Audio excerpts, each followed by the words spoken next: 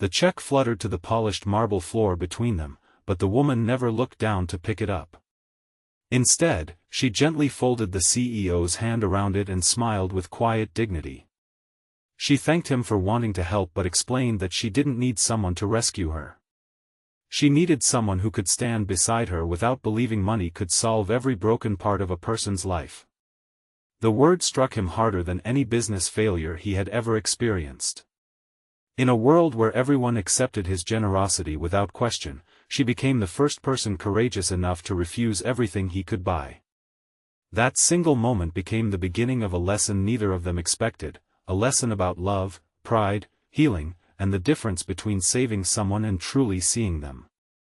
Before this heartfelt story begins, if you believe kindness, respect, and second chances can change lives, please like this video, leave a comment telling us where you're watching from, share this story with someone you love, and subscribe to channel name. Your support helps these emotional stories reach hearts around the world. The bright Monday morning sun reflected from the glass towers of downtown as thousands of people hurried toward another busy workday. Among them walked Brennan Hale, a 40-year-old CEO whose technology company had transformed him into one of the country's youngest self-made billionaires. Business magazines admired his leadership. Employees respected his generosity. Charities praised his endless donations. People often described Brennan as a man who solved problems faster than anyone else. Few realized he approached relationships exactly the same way. Whenever someone struggled, he immediately reached for his wallet. When employees faced hardship, he paid their bills. When neighbors lost homes after storms, he quietly rebuilt them. His generosity was genuine. But somewhere along the way, he had begun believing love looked exactly like financial rescue. Across the city, Maris Alder unlocked the front door of her small neighborhood bookstore. She was 32 years old, raising her 8-year-old nephew Kian after her older sister passed away from a sudden illness 3 years earlier. Life had changed overnight. Instead of following her dream of becoming a published author, Maris accepted guardianship without hesitation. The bookstore barely earned enough to cover expenses. Every month required careful budgeting. Every success came through hard work rather than luck. Still, she never pitted herself. The little bookstore became more than a business. It became a safe place where lonely children discovered adventures through books, elderly neighbors found friendship during afternoon reading clubs, and students completed homework while drinking free hot chocolate on cold days. Maris believed people deserved dignity before charity. One beautiful afternoon, Brennan wandered into the bookstore while escaping a crowded business conference nearby. The quiet shelves immediately calmed him. He noticed children laughing during story time. Parents reading beside their sons and daughters. Volunteers organizing donated books. At the center of everything stood Maris. She greeted everyone with the same warm smile. She remembered names. Favorite authors. Birthday dates. She somehow made every visitor feel important. Brennan stayed far longer than intended.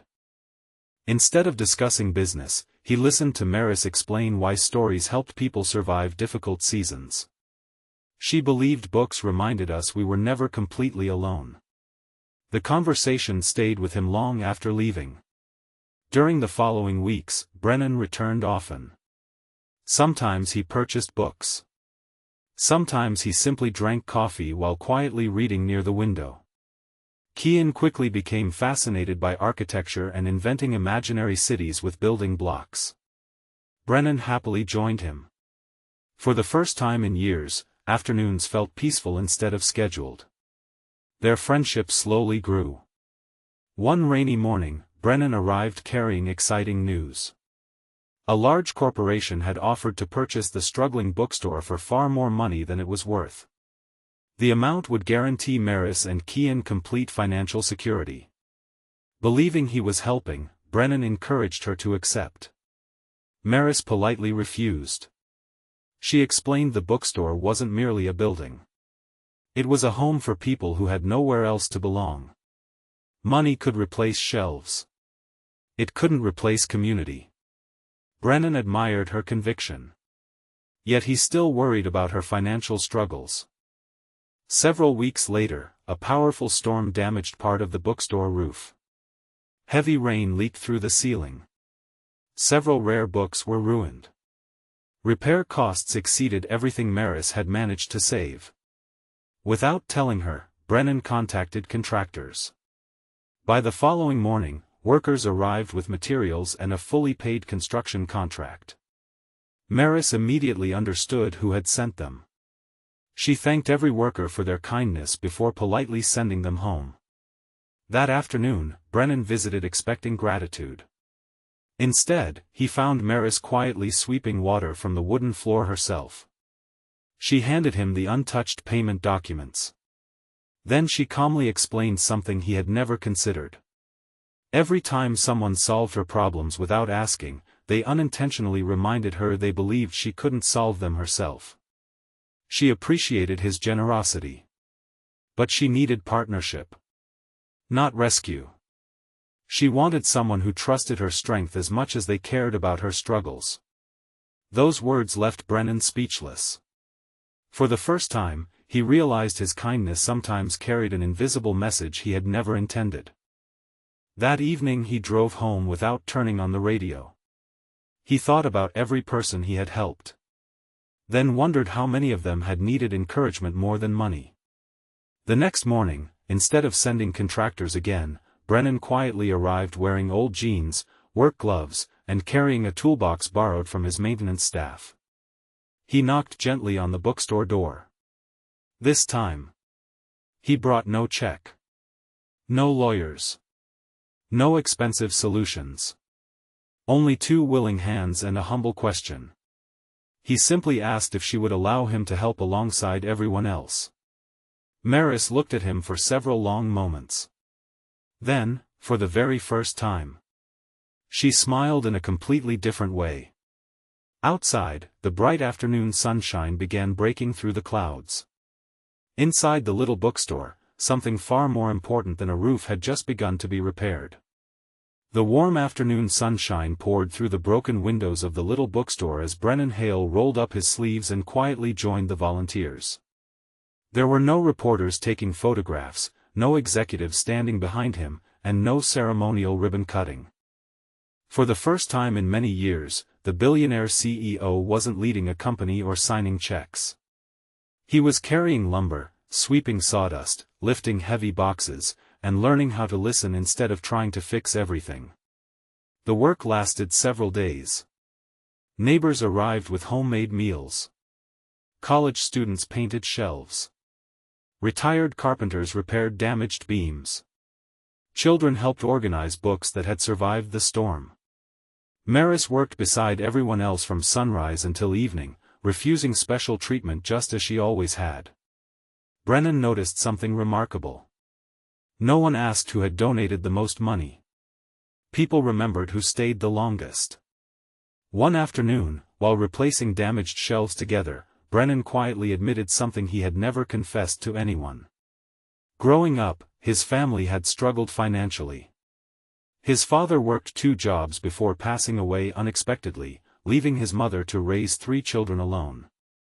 As the oldest, Brennan promised himself that if he ever became successful, no one he loved would ever have to struggle again. He had kept that promise. But somewhere along the journey, he confused protecting people with controlling every hardship they faced. Maris listened carefully. She understood his heart had always been generous. She simply wanted him to realize that love wasn't measured by how many burdens someone removed. Sometimes love meant believing another person was strong enough to carry their own. Her words stayed with him long after the bookstore reopened. Several weeks later, Brennan faced one of the biggest decisions of his career. His board of directors approved plans to close a small manufacturing facility in a neighboring town. The closure would increase profits but leave hundreds of families without jobs. The old Brennan would have approved the plan and later donated money to support those affected. This time he did something different. He traveled to the town himself. He listened to workers. He met parents worried about their children. He spoke with local business owners whose livelihoods depended on the factory. Instead of rescuing people after creating hardship, he searched for a better solution before it happened. His company invested in modernizing the facility rather than shutting it down. The factory remained open. Hundreds of families kept their jobs. For the first time, Brennan realized compassion wasn't only about generosity. It was also about wisdom. Months passed. The bookstore flourished once again. New reading clubs welcomed children every afternoon. Free literacy classes helped adults learn to read. The building became more vibrant than ever before. One sunny Saturday, Kian excitedly invited Brennan to his elementary school's Family Day celebration. At first Brennan hesitated. He wasn't family. Maris gently reminded him that family wasn't always defined by blood. Sometimes it was built by showing up consistently, especially when no one expected you to. During the celebration, Kian proudly introduced Brennan to his teachers and classmates. Not as a billionaire. Not as a CEO. Simply as someone who never missed the important moments. Those simple words meant more than every business award Brennan had ever received. As another spring arrived, Maris finally completed the children's novel she had quietly worked on late at night after closing the bookstore. She mailed the manuscript to a publisher. Weeks later, an acceptance letter arrived. Her book would be published nationwide. When Brennan learned the news, he felt overwhelming pride. Not because he had helped make it happen, but because he hadn't. She had achieved her dream through her own talent, perseverance, and determination. That success belonged entirely to her. 1 year after the storm, the community gathered outside the beautifully restored bookstore for its annual Spring Reading Festival. Families filled the sidewalks. Children laughed beneath colorful banners. Musicians played cheerful songs while volunteers handed out free books to every child. Maris stood beside Brennan watching the joyful crowd. She thanked him for something that surprised him. Not for offering money, but for learning when not to. She explained that the greatest gift he had ever given her wasn't financial security. It was respect. He had chosen to believe in her strength instead of assuming she needed saving. Brennan smiled quietly. He realized she had transformed his understanding of love forever. That afternoon, the town unveiled a small bronze plaque beside the bookstore entrance. It read, "The strongest relationships are built not by rescuing one another, but by walking beside one another." People stopped to read those words every day. Many smiled. Some quietly wiped away tears. Because everyone carries invisible battles, and everyone longs to be respected as much as they are loved. Years later, Brennan's company became known not only for business success but also for its culture of listening before leading. Employees felt heard. Communities felt valued. His greatest achievement had nothing to do with profits. It was learning that real leadership begins with humility. Maris continued writing books that inspired children to believe in courage, hope, and kindness. The little bookstore remained the heart of the neighborhood. Kian grew into a thoughtful young man who often told people that the best heroes weren't the strongest or the richest. They were the ones who stayed. Before we reach the ending, we'd love to hear from you. Please leave a comment with the words, "Love walks beside us," if you believe true love means supporting someone without taking away their dignity. As the warm afternoon sunlight streamed through the bookstore windows once again, Brennan looked around at the shelves, the children reading together, and the woman who had changed his life without ever asking him to change. He finally understood the lesson she had been teaching from the very beginning. Money can rebuild buildings. It can solve emergencies. It can create opportunities. But only respect can build trust. And only love that honors another person's strength can build a lasting family. If this story touched your heart, please like this video, share it with someone who needs encouragement today, leave a heartfelt comment, and subscribe to channel name. Your support helps us continue creating emotional stories that remind the world kindness, respect, and second chances still have the power to change lives. Sometimes the greatest act of love isn't rescuing someone from every storm. Sometimes it's standing beside them until they discover they were strong enough to face it all along.